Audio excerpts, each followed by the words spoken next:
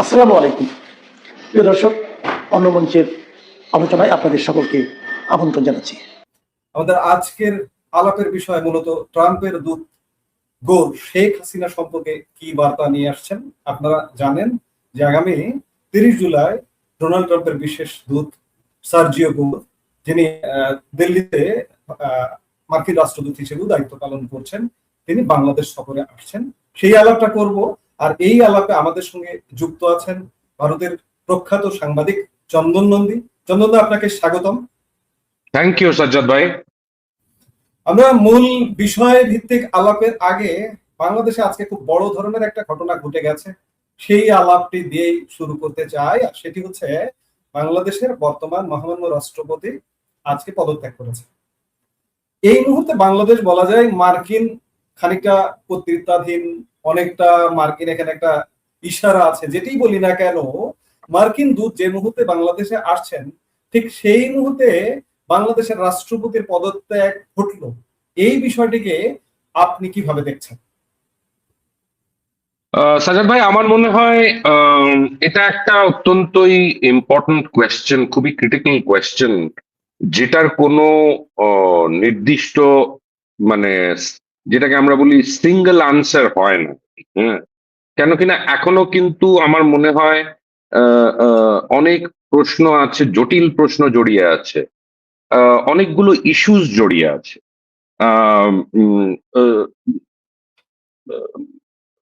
President Shahabuddin আজকে step down করলেন। ওনার ওপর থেকে অনেকদিন ধরে ওনার উপরে এই একটা প্রেশার ছিল। আর্মি চিফ টার্কি যাওয়ার আগে ওনার সঙ্গে দেখা করেছিলেন, যেটা সাধারণত উনি করে থাকেন। যে কোনো আর্মি চিফ কোনো বিদেশ সফরে গেলে প্রেসিডেন্টের সঙ্গে দেখা করে, আবার যখন ফিরে আসে উপযুক্ত সময় তাকে ব্রিফও করে, কেন কিনা প্রেসিডেন্ট হচ্ছে সুপ্রিম কমান্ডার। তো বাট সেটাকে বাদ দিয়ে যদি আমরা দেখি যে এটা যখন এই ডিসিশনটা নেওয়া হলো, তখন নিশ্চয়ই তার আর্মি চিফ সেটা জানতেন কিনা সেটা নোবডি নোজ।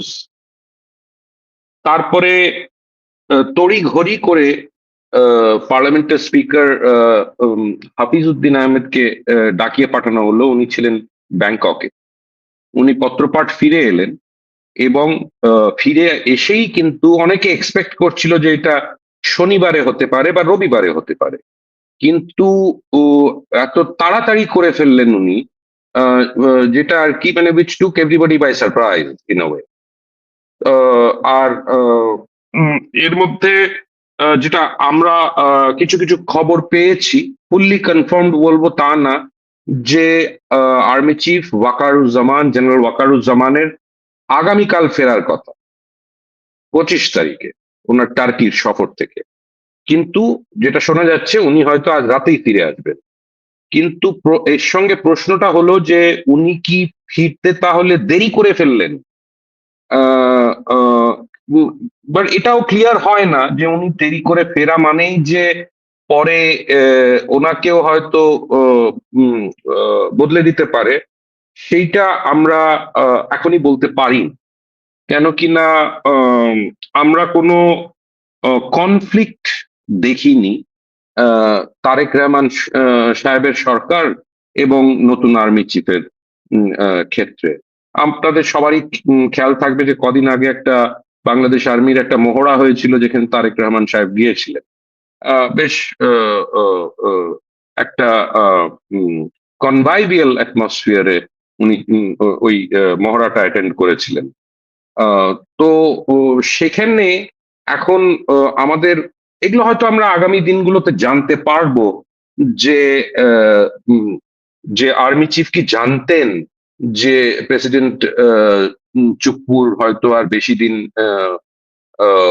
ওই পদে উনি থাকবেন না, তাহলে উনি তাড়াতাড়ি ফিরে বা আসছেন কেন?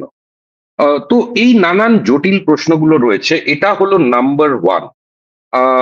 আর অবভিয়াসলি এটার সঙ্গে যুক্ত হবে যে উনি ফিরে আসার পর ওয়াকার ইউনিস সাহেবের ওয়াকার উজ্জামানের কি ধরনের পজিশন থাকবে।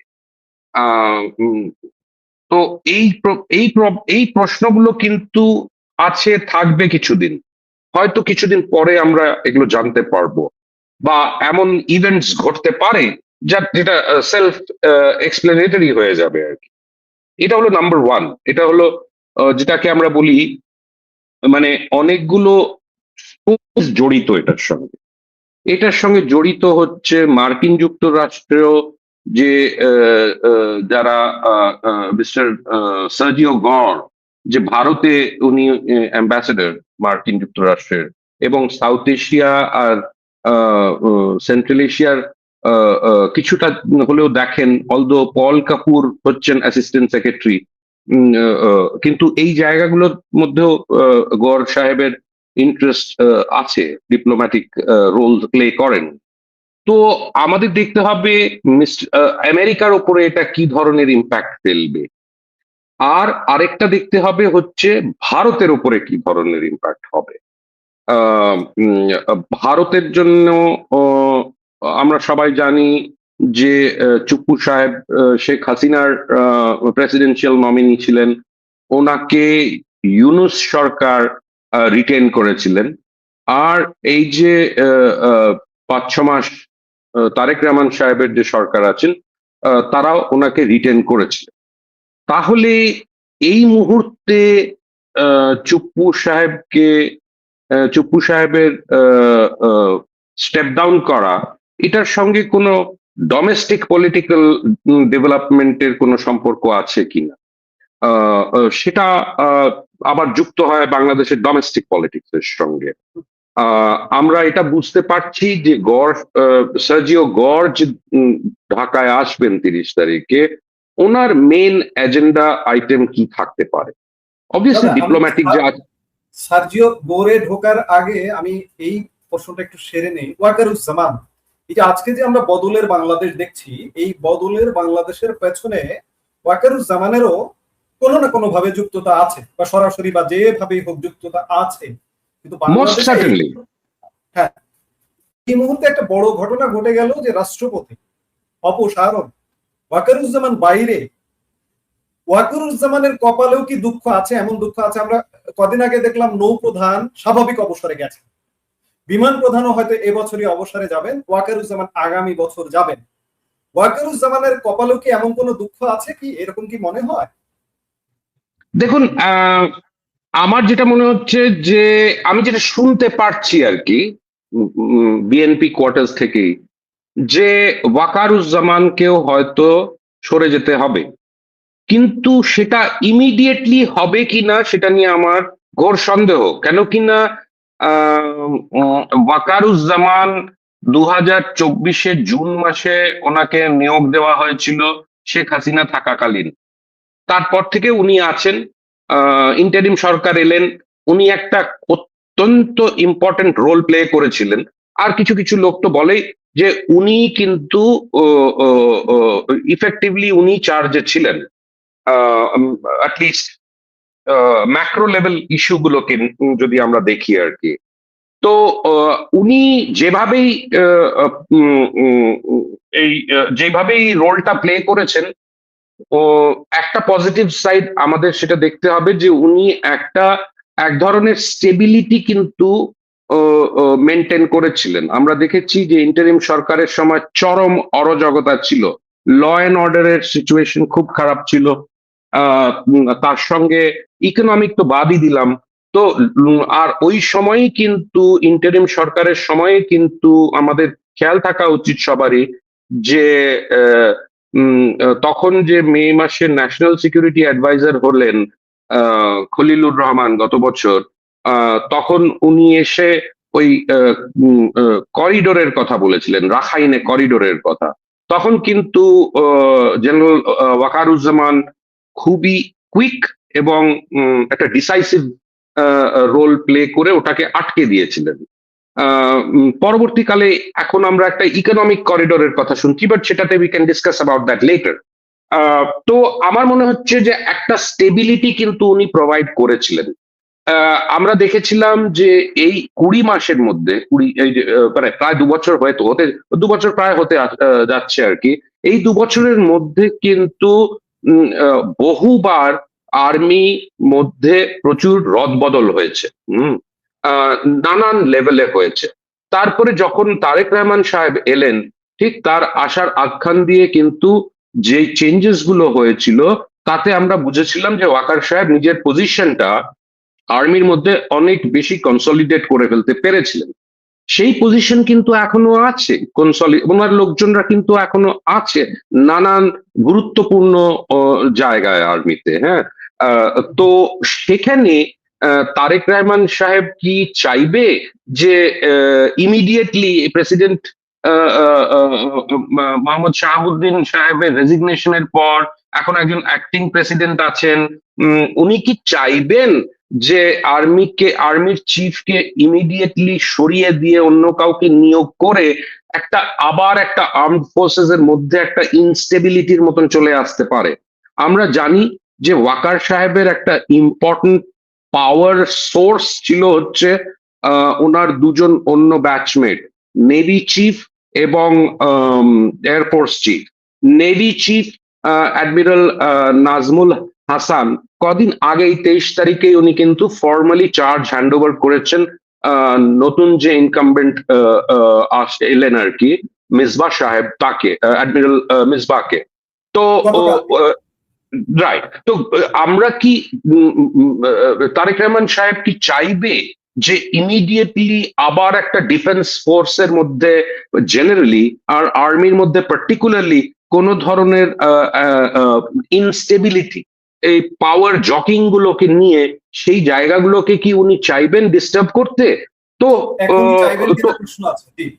Correct correct. তো আমাদের সেগুলোর জন্য সেই জন্য আমি বলছি যে it's too early to predict anything. Waker সাহেব যদি আজ রাতের মধ্যে ফিরে আসেন সেটা এক ধরনের ব্যাখ্যা হতে পারে স্টোরি, বাট উনি যদি আগামীকাল ফেরেন, যেদিন ওনার ফেরার কথা, তাহলে এক ধরনের ব্যাখ্যা হতে পারে। বাট সার্টেনলি উনি এই ডেভেলপমেন্টস গুলো যে হয়েছে সেগুলো নিয়ে উনি নিশ্চয়ই he is aware of all this, and আমার মনে হচ্ছে নিশ্চয়ই উনি এক ধরনের রিয়ার গার্ড অ্যাকশন নিয়েছেন টু রিং ফেন্স হিমসেলফ। তো আমরা এগুলো হয়তো দেখতে পারবো, এগুলোর ইম্প্যাক্ট বা আউটকাম আমরা দেখতে পারবো ওনার ফেরার পরে, যে ওনাকে তারেক সাহেব রিটেন করবেন না অন্য কাউকে তারা অলরেডি চুজ করে রেখেছেন যাকে ওনার জায়গায় বসাবে। আর এটাও হতে পারে যে ওনাকেই রিটেন করলেন উনি, কেন কিনা ওই যে বললাম প্রথম গোড়ার দিকে যে আমরা কোনো ধরনের ডিফারেন্সেস অফ ওপিনিয়ন বলুন বা কনফ্লিক্ট বলুন, যে এক্সিকিউটিভ আর কি, প্রাইম মিনিস্টার ওনার মধ্যে এবং আর্মি চিফের মধ্যে, আর্মি একটা অত্যন্ত গুরুত্বপূর্ণ পাওয়ার সেন্টার বাংলাদেশে। তো এটাকে কিন্তু প্রত্যেক এক্সিকিউটিভ কিন্তু কিড গ্লাভস দিয়ে আর কি ট্রিট করবে না, আমার মনে হয় অনেক বেশি সিরিয়াসলি এটাকে ট্রিট করবে। আর উনি এমন কোনো নিজার্ক রিয়াকশনের মধ্যে যাবেন না বা নিজার্ক কোনো অ্যাকশনের মধ্যে যাবেন না, যাতে কি এই যে একটা এই পুরো ব্যাপারটাকে আরো প্রেসিপিটেট করে ফেলতে পারে। আশা করি উনি সেই ধরনের কোনো অ্যাকশনের মধ্যে যাবেন না, কেন কিনা ওনাকে মনে রাখতে হবে যে ভারতও কিন্তু এই চেঞ্জ গুলোর সঙ্গে একটা খুব ক্রিটিক্যালি জড়িত। তো এইগুলো মাথায় রেখেই কিন্তু তারেক সাহেবকে অ্যাক্ট করতে হবে। জি দাদা, আমরা সার্জিও গোর প্রসঙ্গে আসি। ট্রাম্প প্রশাসনের বিশেষ দূত এবং ডোনাল্ড ট্রাম্পের খুব কাছের মানুষ সার্জিও গোর ঢাকা সফরে আসছেন। এই সফরের নেপথ্য কারণ কি বা উদ্দেশ্য কি? যখন একটা ইম্পর্টেন্ট জিনিস গোড়ায় বলে রাখতে হবে যে এটা কিন্তু আপনার প্রথম প্রশ্নের সঙ্গে জড়িত, আর সেটা হলো যে সার্জিও গোর আসছেন 30 তারিখে। আর এই যে প্রেসিডেন্ট শাহাবুদ্দিন আজকে রিজাইন করলেন, ওনার জায়গায় একজন অ্যাক্টিং প্রেসিডেন্ট এসছে, আর্মি চিফ এখনো দেশে পৌঁছতে পারেনি। তো আহ, এই এই এইগুলো ঘটার ইমিডিয়েটলি আগেই কিন্তু মানে সাজিও গড় আসার আগেই কিন্তু এই চেঞ্জ গুলো করতে পেরেছেন তারেক রহমান সাহেব। এখন সেটার একটা ইমপ্লিকেশন আছে যে উনি একটা মেসেজ দিতে চাইছেন যে উনি কিন্তু he is in charge, he is in command. এখন সেটা পূরণ হয়ে যাবে যদি উনি তাড়াতাড়ি জেনারেল ওয়াকারুজ্জামানকে রিপ্লেস করে ফেলেন, বাট সেটা উনি করবেন না আমার যতদূর মনে হয়। হাউএভার সার্জিও গড়ের আসার আগে করে ফেলাটা একটা ইম্পর্টেন্ট মেসেজ যাচ্ছে মার্কিন যুক্তরাষ্ট্রের কাছে, এবং সেটা ভারতের পক্ষে, ভারতের দিকেও একটা মেসেজিং যাচ্ছে যে উনি কিন্তু he is now very gradually, খুব আস্তে আস্তে উনি এস্টাবলিশ করতে চাইছেন যে হি ইজ ইন কন্ট্রোল। কিন্তু সেই যে কন্ট্রোলের কথাটা, সেটা উনি যেই সার্কামস্টান্সে প্রধানমন্ত্রী হয়েছিলেন বা দেশে ফিরতে পেরেছিলেন, সেই ব্যাকগ্রাউন্ডারটাও কিন্তু আমার মনে হয় ওনার নিশ্চয়ই মনে থাকবে। তো ওনাকেও এই জিনিসগুলো খুব চিন্তা ভাবনা করে এগোতে হবে, নাম্বার ওয়ান। নাম্বার টু হলো সার্জিও গড় এমন একটা সময় আসছেন, মানে এক মাসও হয়নি কিন্তু, অনেক কম, মানে হয়তো 2 সপ্তাহের মতন হয়েছে, যেখানে শেখ হাসিনা রয়টার্সকে একটি ইন্টারভিউতে বলেছিলেন যে উনি দেশে ফিরবেন, উনি জেলে যেতে রাজি আছেন, ওনার এগেনস্টে যে চার্জেস গুলো আছেন, কিন্তু উনি ফিরবেন আওয়ামী লীগের অন্যান্য নেতাদের সঙ্গে আর কি। না, এটা কতটা কার্যকরী হবে, উনি কতটা এটা কতটা রিয়ালিটির ইয়েতে আমরা দেখতে পারবো, সেটা হচ্ছে সেকেন্ডারি ইস্যু। বাট উনি সার্টেনলি একটা এই স্টেটমেন্টটা দেওয়ার পরে সার্টেনলি এটার একটা ইম্প্যাক্ট হয়েছে। কেন কিনা আমরা এটাও জানি যে কদিন আগেই একটা মানে ইয়ে লিক হয়েছে, সাপোজিডলি এই কনভারসেশন বিটুইন মে মাসে নাকি কনভারসেশন একটা হয়েছিল শেখ হাসিনার সঙ্গে প্রেসিডেন্ট চুপুর। তো তার সঙ্গে, তো সেটা আর কি আমাদের কতটা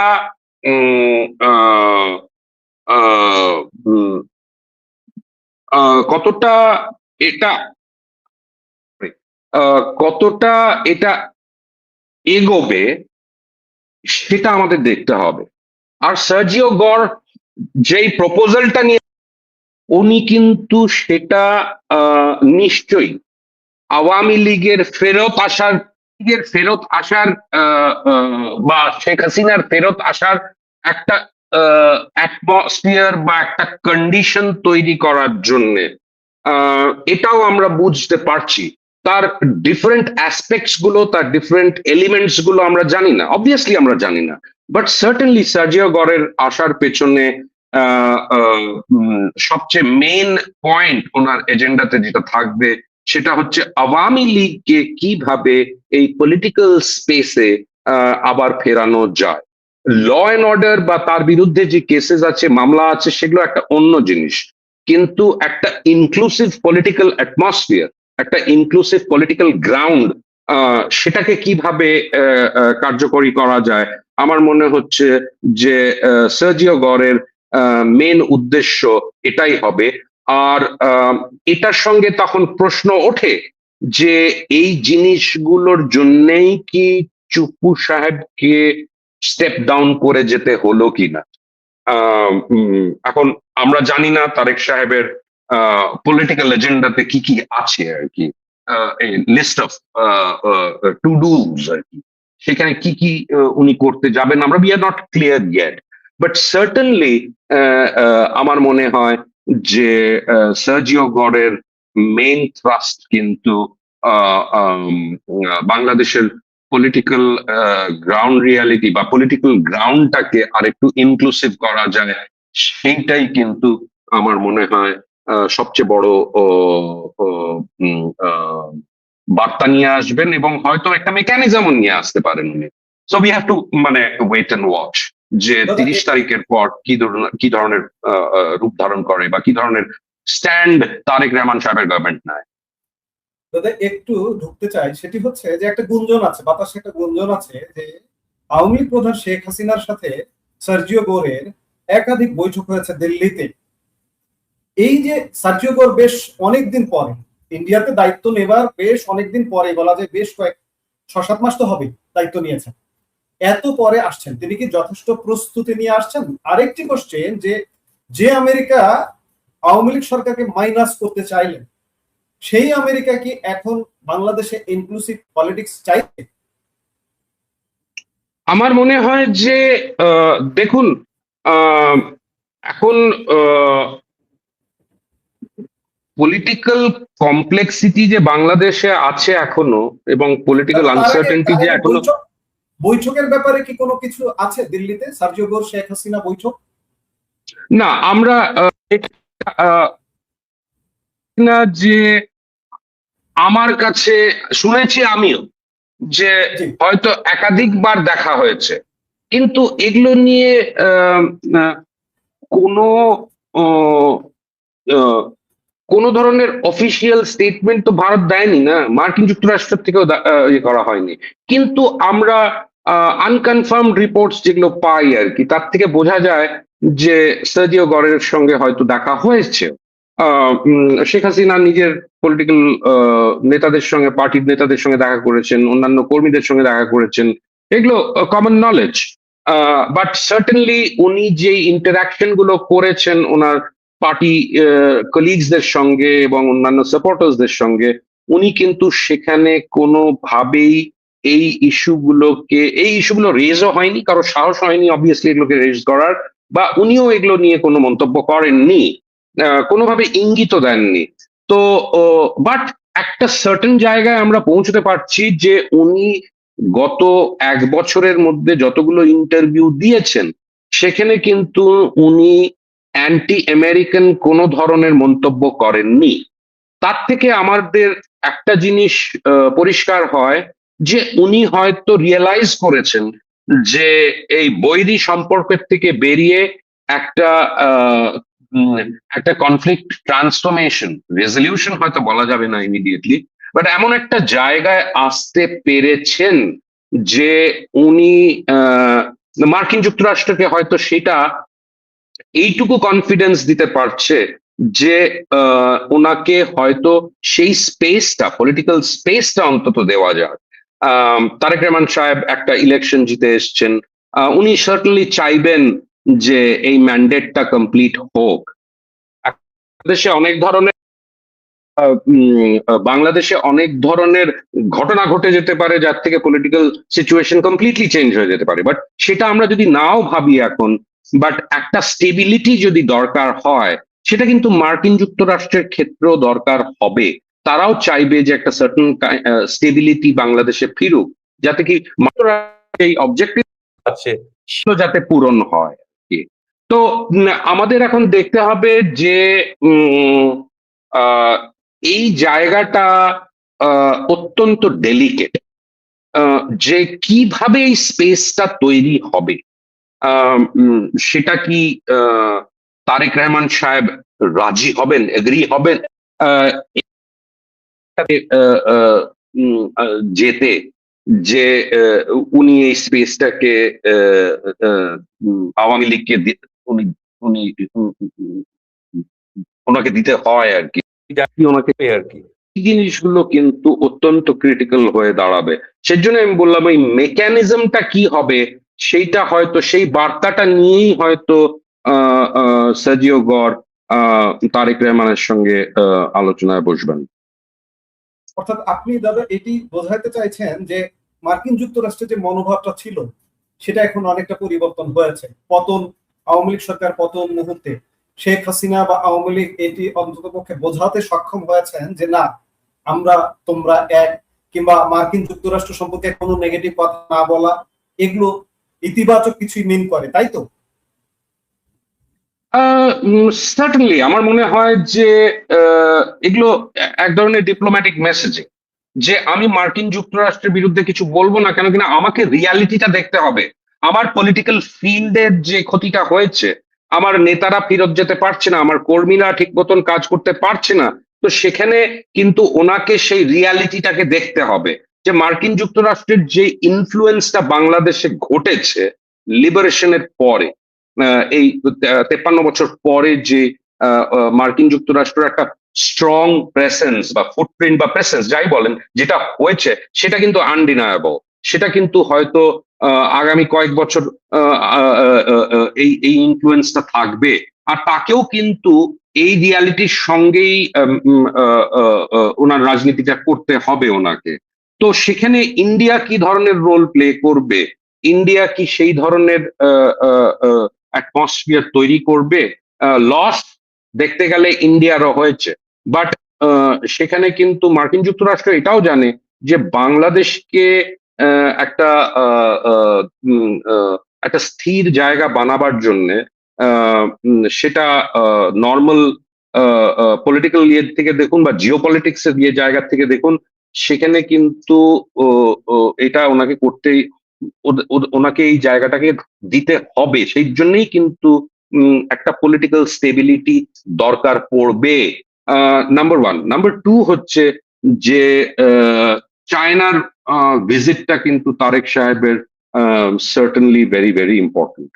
তো এখন দুটো তিনটে অত্যন্ত গুরুত্বপূর্ণ ডিসিশনস নেওয়া হয়েছে বা উনি উইলিংলি সেই ডিসিশনস গুলো কনভে করেছেন চাইনিজদের, সেগুলো কতটা ইম্প্যাক্ট করবে আর সার্জিও গড় সাহেব সেটাকে কতটুকু টলারেট করবে বা অ্যাকোমোডেট করবে, ইনক্লুডিং ভারত অফকোর্স, সেই জিনিসগুলোও কিন্তু সার্জিও গড় সাহেবের ভিজিটে আমরা হয়তো সেটা রিফ্লেকশন কিছুটা হলেও দেখতে পারবো। দাদা, এই যে চায়না ভিজিট, ফরেন মিনিস্টারের রাশিয়া ভিজিট, এই সমীকরণ গুলার কারণে কি বর্তমান সরকারের সাথে মার্কিন যুক্তরাষ্ট্রের যে একটা বোঝাপড়া ছিল, সেই বোঝাপড়ায় কি ঘাটতি হয়েছে? আপনি কি মনে করেন? সংযোগ আমার মনে হয় না সেটা হয়েছে।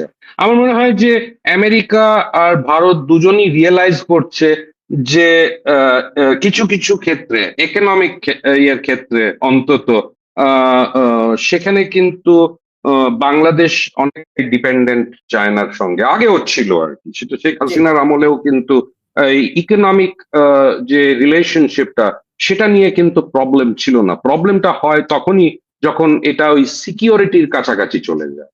তো আমরা সবাই জানি যে মিয়ানমার একটা ইম্পর্টেন্ট এলিমেন্ট এই জিওপলিটিক্যাল এই যে নকশাটার মধ্যে আর কি। হ্যাঁ, তো সেখানে আমরা এটাও জানি যে আমরা উইলিংলি, ভারত উইলিংলি কিন্তু ইনভাইট করেছিল মিয়ানমারের যে মিলিটারি হুন্টার যে চিফ জেনারেল ল্যাংকে।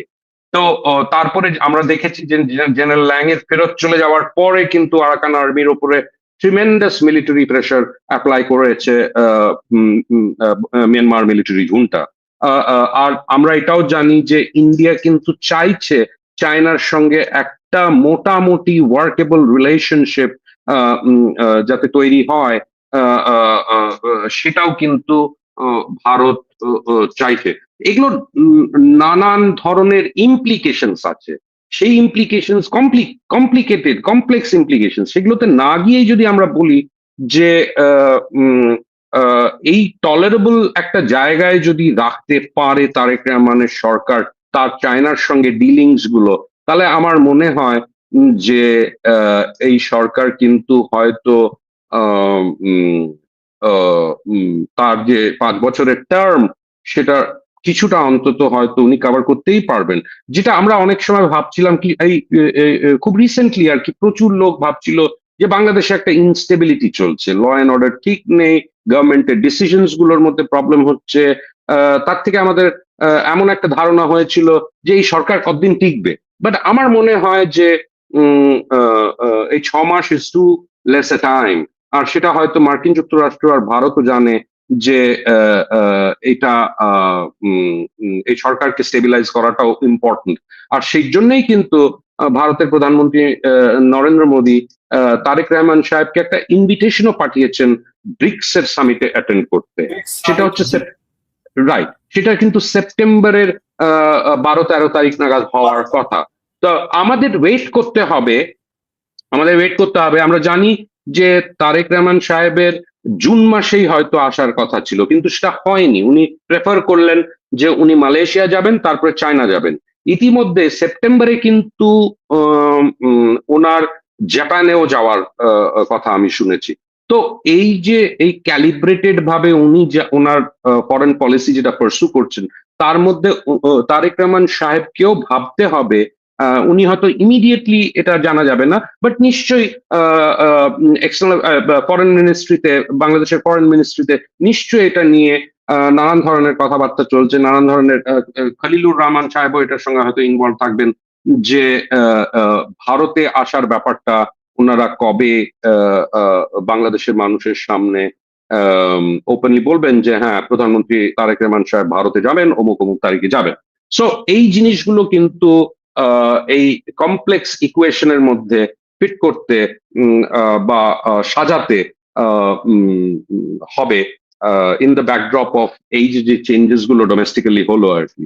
প্রেসিডেন্ট চুপ্পুর পদত্যাগ, তারপরে একজন অ্যাক্টিং প্রেসিডেন্ট আসা, বাংলাদেশকে এটাও চিন্তা করতে হবে, তারেক রহমান সাহেবকে এটাও চিন্তা করতে হবে যে স্থায়ী লেভেলের একজন প্রেসিডেন্সিয়াল ক্যান্ডিডেট কে হতে পারে, সেই জিনিসগুলো, এবং ওয়াকার সাহেবের রোল কি হবে এবং তার পজিশন কি হবে, তার স্ট্যান্ড কি হবে, সেগুলো কিন্তু এক্সট্রিমলি ইম্পর্টেন্ট হয়ে যায় বিফোর উনি এটা ডিক্লেয়ার করেন যে উনি কবে ইন্ডিয়ায় আসবেন। আচ্ছা দাদা, আমরা আলাপের প্রায় শেষ পর্যায়ে এসে পড়েছি। আমরা প্রকাশ্যে সামনাসামনি দেখতে পাচ্ছি যে বর্তমান সরকার প্রধানকে ভারত আমন্ত্রণ জানাচ্ছে। বর্তমান সরকার প্রধান ভারতে যাবে কিনা সেটি আমরা এখনো জানি না, কিন্তু সার্বিকভাবে কি মনে হয় ভারতের অবস্থানটা কি, এই সরকারের প্রতি আস্থা বা সম্পর্কের জায়গাটা এই মুহূর্তে কি অবস্থা? আমার মনে হয় যে মোদি সাহেবের ইনভিটেশনে যখন যাচ্ছেন, হয়তো এটার জন্যই নিশ্চিত হইনি এখনো। রাইট, মোদি সাহেবের ইনভিটেশনটা যে এসছে, এইটাই হয়তো তারেক রহমান সাহেব এক্সপেক্ট করছিলেন বা উনি ওয়েট করছিলেন। একটা প্রাইম মিনিস্টারের লেভেল থেকে যদি ইনভিটেশনটা আসে, তাহলে তার একটা অন্য ধরনের ডিপ্লোম্যাটিক মেসেজিং হয়, আর সেটাকে উনি হয়তো অ্যাকসেপ্ট করবেন, গ্রহণ করবেন। উনি সময় নিচ্ছেন কেন কিনা ওনাকে এই নানান ব্যাপার, ডোমেস্টিক ব্যাপারটার উপর সঙ্গে ডিল করতে। কিন্তু আমার যেটা মনে হয় যে উনি এমন কোনো পদক্ষেপ নেবেন না যাতে কি তার কোনো অ্যাডভার্স ইম্প্যাক্ট হতে পারে ভারতের সঙ্গে সম্পর্কে। তো আই এম হোপফুল যে তারেক রহমান সাহেব ভারতে আসবেন সেপ্টেম্বর মাসে। সার্বিকভাবে আমরা একদম শেষ করব যে আপনারা কি, আপনার দৃষ্টিতে বাংলাদেশকে কি, আগামীর বাংলাদেশকে কি একটা স্থিতিশীল বাংলাদেশ দেখবার প্রত্যাশা করছেন? সামনে কি আমরা খুব একটা স্টেবল একটা বাংলাদেশ দেখতে পাবো? আমার মনে হয় যে অনেকটাই সেটেল ডাউন করবে যদি এই যে বললাম পলিটিক্যাল যে গ্রাউন্ড স্পেসটা, সেটা যদি একটা নর্মাল পলিটিক্স এর দিকে যায়। তার মানে হচ্ছে আওয়ামী লীগকে যদি সেই অ্যাকোমোডেটিভ, রাইট সেই স্পেসটাকে যদি কোনোভাবে কনস্ট্রেট না করা হয়, এবং আওয়ামী লীগকে যদি সেই স্পেসটা দেওয়া যেতে পারে, তাহলে বোধহয় যেই অস্থিরতাটা এখন বাংলাদেশে আমরা এখনো দেখছি, সেটা হয়তো কিছুটা কমতে পারে। আমার মনে হয় না যে আওয়ামী লীগের শেখ হাসিনা বা তার নেতাকর্মীরা যদি সেই স্পেসটা ফিরে পায়, তাতে কনফ্লিক্ট বাড়ার আমি কোনো সুযোগ দেখছি না ইমিডিয়েটলি অন্তত। কেন কিনা আওয়ামী লীগকে ফিরে এসে কিন্তু তার সংগঠনটাকে আবার দাঁড় করাতে হবে। তাদের মধ্যে অনেক নেতা আছে, তারা হয়তো এই মুহূর্তে তাদের যে প্রিভিয়াস রোলস গুলো ছিল সেগুলো হয়তো ওনারা পূরণ করতে পারবেন না, নানান কারণে, নানান অভিযোগের কারণে, বা তাদের বিরুদ্ধে যে এগুলো আছে, চার্জেস গুলো আছে, সেটার জন্য। তো ওনাকেও কিন্তু পার্টিটাকে তখন রিঅর্গানাইজ করতে হবে, স্টেবিলাইজ করতে হবে, পার্টি ওয়ার্কার্সদের কিন্তু সেই কনফিডেন্সটা দিতে হবে যে তারা যেটা হারিয়ে ফেলেছিল এর মধ্যে, তো এটার জন্য সময় লাগবে। তো আমি কোনো ধরনের ইন্টার পার্টি কনফ্লিক্টস দেখব না। আর নিশ্চয়ই এগুলো যখন যখন আওয়ামী লীগ ফেরত যায়, আওয়ামী লীগের নেতারা, তখন কিন্তু এই কনভারসেশনস গুলো, এই ডিসকাশনস গুলো নিশ্চয়ই বিএনপির মধ্যে এবং আওয়ামী লীগের মধ্যে হবে, যে কোনো সংঘাতের পলিটিক্স যাতে যাতে না হয়, তাতে বাংলাদেশের যে ইন্টারনাল ডোমেস্টিক পলিটিক্স এবং তাকে ঘিরে যে জিওপলিটিক্যাল একটা অবজেক্টিভ যেটা মার্কিন যুক্তরাষ্ট্র দেখছে বা ভারতও চায়, সেইটা যাতে বিঘ্ন না ঘটে, আমার মনে হয় সেটাই হয়তো অ্যাচিভ করা উচিত। আমি জানি না সেটা তারেক রহমান সাহেবের কতটুকু, মানে নিশ্চয়ই এতগুলো বছর এর মধ্যে ওনার সেই পলিটিক্যাল ম্যাচুরিটিটা ফিরেছে, and I am sure and I am hopeful যে উনি হয়তো এমন কিছু করবেন না যাতে কি তার যে অ্যাডভার্স ইম্প্যাক্ট হতে পারে সেটা ওনার আর ওনার দলের উপরে ইফেক্ট করতে পারে, সেটা হয়তো উনি চাইবেন না। জি, আমরা অনুষ্ঠান শেষ করব। আমরা আশা নিয়েই শেষ করতে চাই যে বাংলাদেশে একটা ইতিবাচক বা ইনক্লুসিভ পলিটিক্স এর কথা যেটি বলছি, যে সেটি বাংলাদেশে হবে খুব শীঘ্রই, সেই প্রত্যাশা নিয়ে বিদায় নিতে চাইছি। দাদা, আপনি আমাদেরকে সময় দিয়েছেন, এজন্য আপনাকে অসংখ্য ধন্যবাদ। থ্যাংক ইউ সাজ্জাদ ভাই। জি দর্শক, আজ এ পর্যন্ত।